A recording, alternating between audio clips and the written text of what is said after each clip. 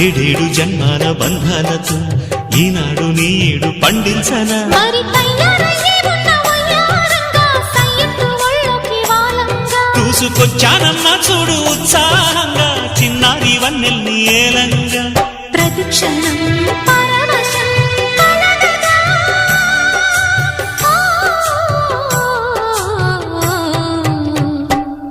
మనసా పలకవే మధుమాసపు కోయిలవై చెలివే తెలుపవే చిగురాశల గీతికవై